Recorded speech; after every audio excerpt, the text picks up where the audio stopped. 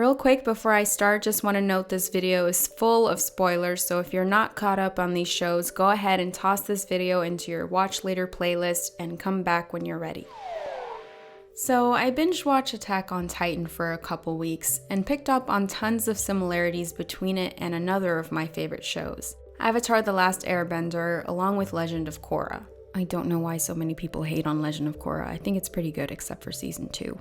In particular, I focused on the transparent classist themes underpinning these series. Although there are clear objectives driving the main storylines, along with incredible action sequences to accompany them, I believe the social structures are perhaps the central feature of these narratives. Some wise man or other is reputed to have said that humanity required an enemy greater than itself just to survive. I guess he thought we'd all join forces? Some wise man.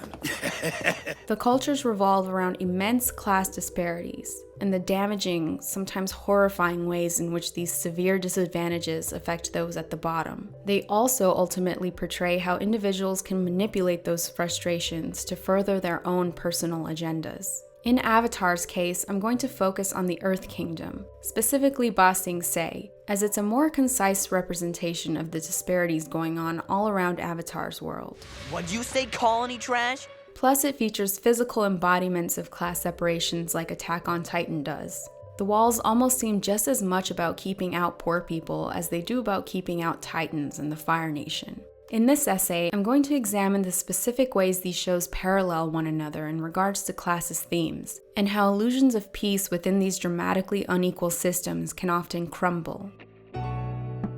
Before I get to my main analysis, I think it's important to lay out the literal structures in place. As I said, both Ba Sing Se and the walled city on Paradise Island separate classes with inner walls. In Attack on Titan, there are 3 main walls meant to shelter humanity from the bloodthirsty giants plaguing Paradise Island. The distances between the walls gradually increase as you approach the center, with the largest interval between Sina and the center of the interior. Elevation also increases towards the center, a noticeable similarity to the neighborhood in Parasite where the poorer people live downhill, sometimes literally underground. This is also true of the abandoned subterranean city under the capital, where people live in rampant poverty and many feel they must resort to violence to survive. That same talk about love and peace. Now they find the time to talk about such useless shit. Is it a luxury that only the powerful can afford? Along the walls, there are smaller outlier districts bearing the only gates to enter and exit, districts with an unfortunate purpose. Their basic function is to streamline troop dispersal and keep security costs down by drawing Titans into specific areas. As we saw in episode 2, there's a system of canals in place for people to evacuate, though inevitably, since this is the only way to leave besides opening the gate itself, there aren't enough resources or time for everyone to escape. Listen to yourself! We're soldiers! We don't get to decide who lives or dies! What are you waiting for? The Titans are closing the gap! That does it! Bring her down! The outermost territories are mostly home to farmlands and poorer folk, and predictably, the interior houses the wealthy elites, where they dedicate the most skilled soldiers to protect them. Meanwhile, in the outskirts of society, they don't have paved roads. They have little to no access to education or recreational activities, and resources like meat are scarce and considered a delicacy. They can throw your butt in the clink for that! Seriously, what is wrong with you? What isn't wrong with her? It'll be fine. I'm willing to share. And I haven't even mentioned how across the sea, Eldian residents in Marley are relegated to an internment zone and forced to wear armbands indicating their status. A pretty transparent reference to Jewish armbands and ghettos during the Holocaust. What's that wall for? Oh, Ba Sing Se has many walls. There are the ones outside protecting us, and the ones inside that help maintain order. In Ba Sing Se, the enormous capital city of the Earth Kingdom, there are 2 main walls. The outer wall, whose territory has no inhabitants but is used for farmland, and the inner wall, which houses all of Ba Sing Se's residents. Within this wall, even more walls separate the classes into upper, middle, and lower rings. Why do they have all these poor people blocked off in one part of the city? This is why I never came here before. I always heard it was so different from the way the monks taught us to live. Much like the capital city within Sina's wall, the palace grounds of Ba Sing Se are protected by their own defensive walls. Although there are monorails providing transport within and between rings, lower ring residents aren't even allowed to enter the upper ring without a formal invitation. Similar to the military police, the upper class is protected by the most skilled earthbenders, the Dai Li. And like Attack on Titan's Underground, the lower ring is densely populated and marked by severe poverty and crime. Again, roads aren't paved and there are few opportunities for education or leisure. Quality food is considered a privilege, despite the fact that the lower class produces most of the food and resources. It's an overpopulated slum. The good news is, you can go to the bathroom wherever you want. The point being, not only is there a huge wealth disparity, but the physical separation between classes reinforces this disparity, where the lower class is deliberately placed as first in line to be attacked by outside threats, while the wealthiest people enjoy the fruits of their labor. Now, this isn't a hot take. These are fairly obvious observations. But I want to further explore how these stratified social hierarchies lead to a status quo of self-interested neglect and hopeless complacency. I'll explain what I mean by discussing 3 key factors. First, there's a culture of disdain for those who are most disadvantaged. In both societies, there's no meaningful strategy or systemic policies in place for a major issue that's largely unavoidable: the influx of thousands of refugees. Maybe you expected to see something quaint? This is what happens when the walls give. The breach of Wall Maria's gates caused an enormous evacuation into Wall Rose's territory, and the invasion of the Fire Nation into the Earth Kingdom displaced people from hundreds of colonies. It's not as though the refugees are even from outside countries or territories. It's their own people, and they're essentially dumped into poverty traps, crammed in deprived areas, with no real course of action to abet the situation. Not exactly a dignified existence. The only government-sponsored plan I could think of was the so-called reconnaissance mission, which sent thousands of refugees to their deaths outside the walls. Officially, we labeled it reconnaissance, but in fact, as most of you probably know, it was little more than a purge, a thinly disguised exercise in population control. Yet we turned a blind eye. We supported the state-sponsored myth because the deaths of our fellow human beings allowed us to survive. The citizens of Wall Maria sustained themselves on the wholesale slaughter of the refugees who'd flown to us for help. Meanwhile, Ba Sing Se has control over the entire Earth Kingdom despite its decentralized government. But the colonies are left to fend for themselves against invasions and military occupation from the Fire Nation, which led to refugees fleeing to the city in the first place. We're not tourists, we're refugees. Ugh, I'm sick of eating rotten food, sleeping in the dirt. I'm tired of living like this. Although these particular problems in Ba Sing Se are acknowledged in The Last Airbender, it's not exactly expanded upon or addressed in any deeper capacity. And even though the 100-Year War ended at the end of the first series, as we can see in Legend of Korra, the lower ring's conditions only worsened since then. The lower ring looks terrible. Yeah, I can smell it from here. As more refugees pour in, resentment from the current residents grows. This is particularly true in Attack on Titan, because while Ba Sing Se still maintains self-sustainment with its farmland, the fall of Wall Maria presented a major blow to farmland area. So in the show, this disdain is somewhat understandable, especially because of scarce resources and overpopulation. Some refugees even harbor self-disgust, as though it's shameful to accept help when you need it. What are you trying to do, Starve? When are you gonna get sick of their charity? Too much is handed to us. If you want to scrape by on the charity of cowards, that's your thing. But I'm not a parasite! But then again, the quality of life didn't change whatsoever in the upper class areas. Resources seem plentiful, so it may be dubious to suggest there's no possibility to improve lower class conditions while others live in excess. There's this perception there's not enough to go around, but I sometimes wonder if that was completely the case. I hear the captain's eating like a king while us refugees have to feed off his scraps. Doesn't seem fair, does it? I think a fair conclusion can be reached at this point. There was no plan for the refugees because those in power simply didn't care. And when you say we can't afford, do you speak for anyone other than your fat merchant friends? Do you pigs even realize that most of our people are struggling just to survive off what little land we have left? Those who are most disadvantaged are left to fight amongst themselves, while those on top continue to prosper. In this far end, there's a greater disparity between the haves and the have-nots. Nothing more gratifying than seeing your rations go to animals. Among the original residents the displacements did affect, it seems these feelings of resentment are misplaced. After all, refugees aren't at fault for their situations. There are outside forces waging a war against them. What are they supposed to do? Starve? Let their families die? Wouldn't anyone else do the same for their families? Wouldn't anyone do what they can to survive? This brings me to my next point: social mobility. The status quo not only amplifies because of solidified inequality, but it's reinforced because of limited opportunities for advancement. First rule of this life, kid. The better you are at dropping the bad guys, the more distance the powers that be put between you. That's what this whole stupid farce is about. Face it. You don't fight the nature of things and win. Look around you, Aaron. All the sons of bitches really expect us to do is play the game.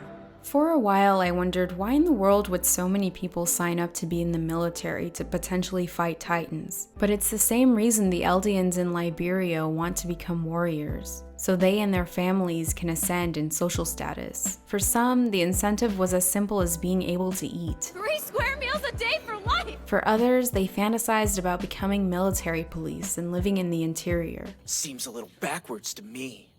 Fine-tuning your Titan killing skills so the brass will station you somewhere you'll never see one. You'd rather I was good at getting killed?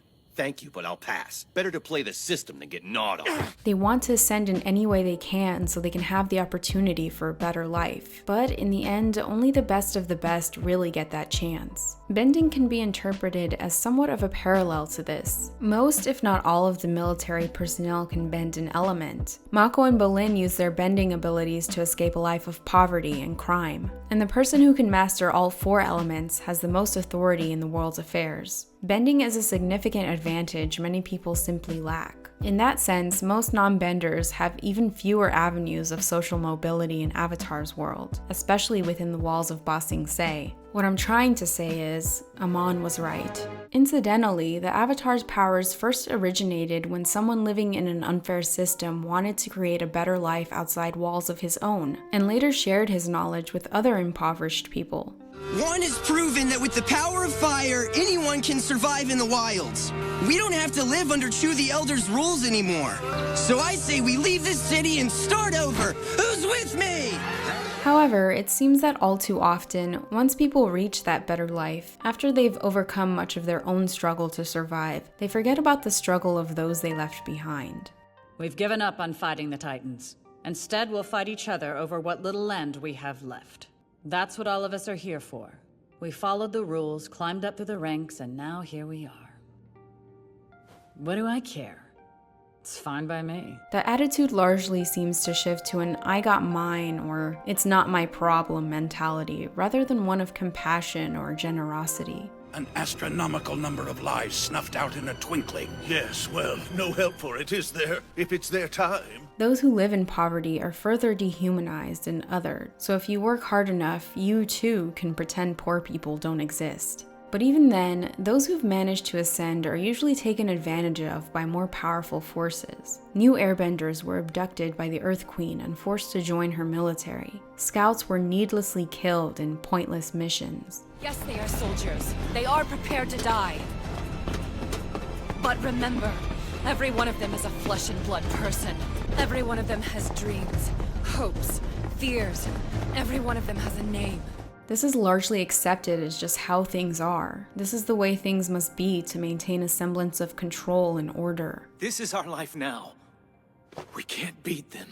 It's almost as though they've become attached to these systems and can't conceive of a better way of doing things. For example, the power of the Eldians in Marley is utilized to fight against enemies, and it's suggested their Titan abilities are the only reason the region hasn't been taken over by outside forces. But the Eldians have been indoctrinated into such a potent culture of self-hatred that they'd rather use their Titan abilities against other Eldians, against unknown innocents, than to retaliate against the forces that control and discriminate against them. That being said, here's my last point. In the end, complacency isn't just a passive inevitability. It's a way of life held up by design, reinforced by political lies and propaganda. In Attack on Titan, people in Paradise accepted their circumstances because they were terrified of what laid beyond the walls. In both series, they didn't dare challenge the status quo because they assumed being within the walls was the best or only way to live. They believed there were no other options. Look, I'm just a minor government official.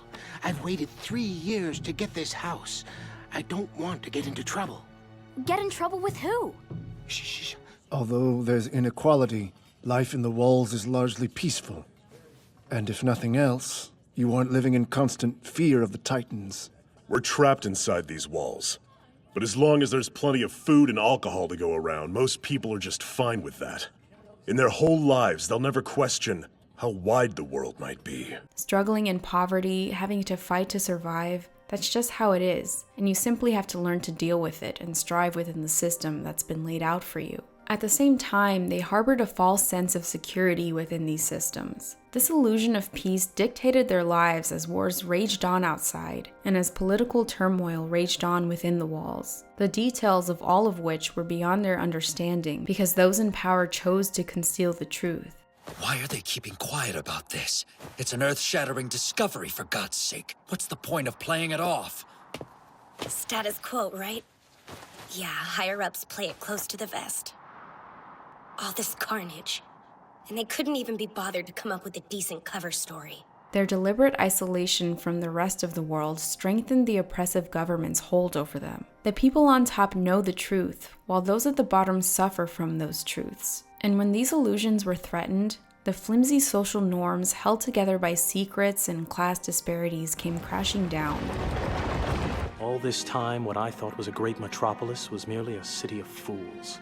As we know, the ruling class in these shows were rife with political corruption, territories headed by self-interested leaders and monarchic figureheads. These monarchs were mostly revered by the people because they're fed lies about the superiority and integrity of the ruling class, as evidenced by Mako and Bolin's grandmother, who lives with their huge family in rundown apartments in the lower ring. Don't talk like that about Her Majesty.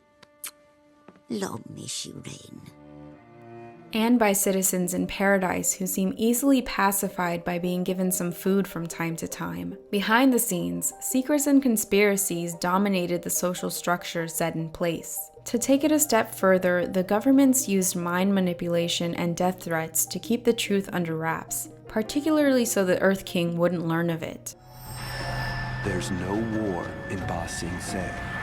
I suspect the people of Ba Sing Se weren't delusional, especially those in the lower ring who were most affected by the war. What are you talking about? Where do you think all the refugees come from? You can't hide it.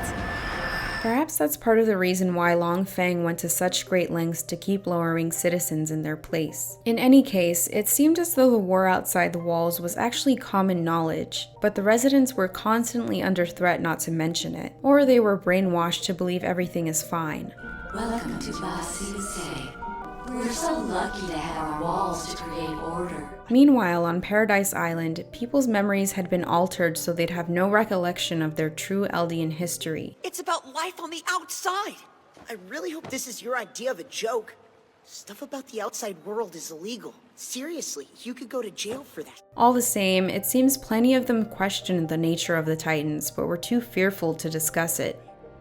It's because we have the 1st Interior Squad dirtied our hands to protect the King's peace. That teacher too smart for his own good. The stupid couple who tried to fly.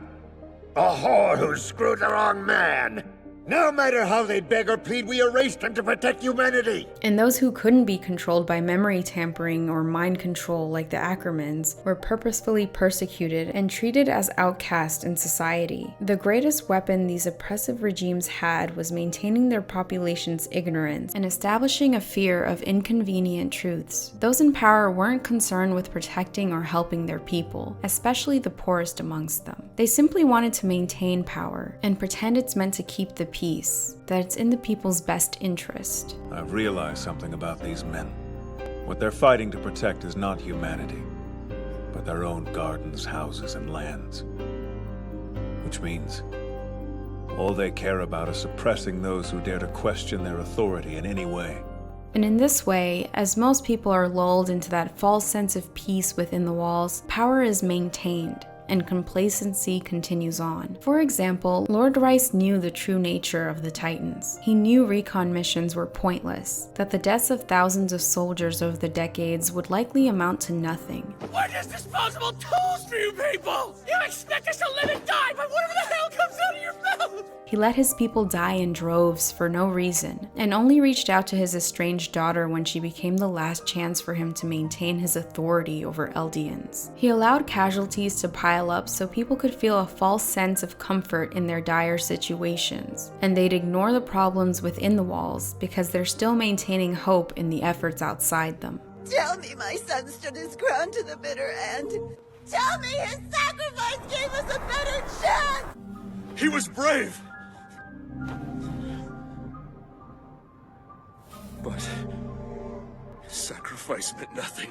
Similarly, the head of the Dai Li, Long Feng, pretended his actions were motivated by keeping peace within the walls, but he too only wanted to maintain his authority by hiding the truth from the king. It is the strict policy of Ba Sing Se that the war not be mentioned within the walls. Constant news of an escalating war would throw the citizens of Ba Sing Se into a state of panic. Our economy would be ruined. Our peaceful way of life, our traditions would disappear.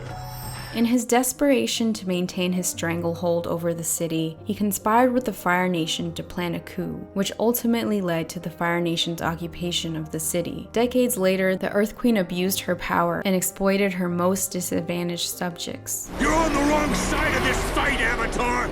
That gold belongs to the people, not the Queen! You make me do your dirty work, extorting your own citizens for your stupid palaces and topiaries, and then you just want to send me away?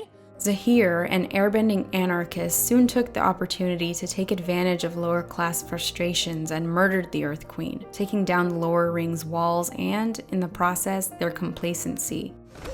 You think freedom is something that you can give or take on a whim, but to your people, freedom is just as essential as air.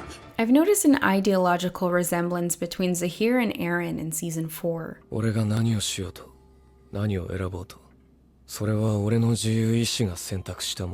Based on what we know so far, Eren seems hell-bent on enacting revenge on Marley and possibly tearing down the entire social structure of oppressive class systems in his world, seemingly at any cost.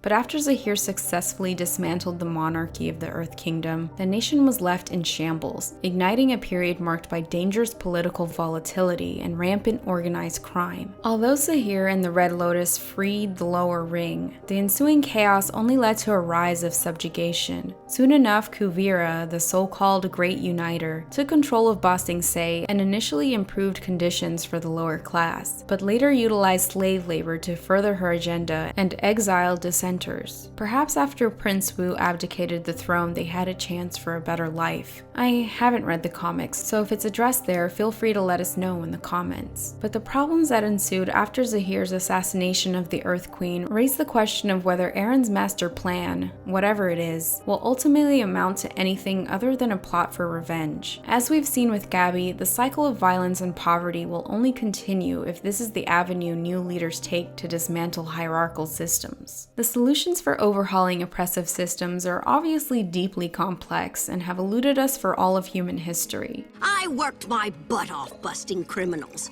but did that make crime disappear?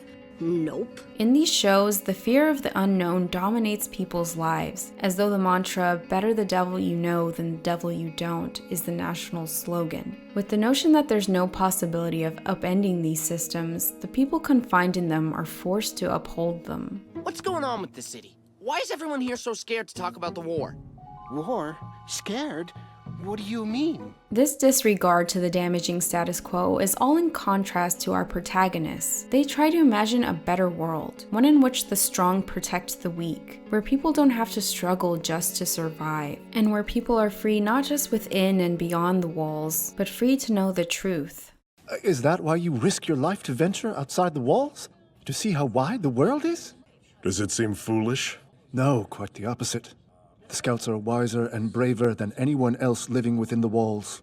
Their very existence is living proof that the imagination and soul of mankind are still free. They reject the status quo, which is why we find their stories interesting. Many of them are fortunate enough to have special abilities to help them spark change, which speaks to how when those with privileges use them for the sake of others, true change is all the more possible. But regardless of their status, the characters we know and love always challenge injustice and extreme disparities. They challenge societal norms, they rebel against rigid social boundaries, and they use their power to fight for those who are made to feel they don't have any. The social barriers set in place for the people often prove to be more powerful than the walled barriers containing them. Perhaps these narratives serve to illustrate how ignoring these problems, pretending they don't exist, doesn't make them go away. These cultures of complacency, of self-interest, do nothing to serve humanity or address the roots of society's problems. And soon enough, the illusions of peace will shatter and the walls will come crumbling down.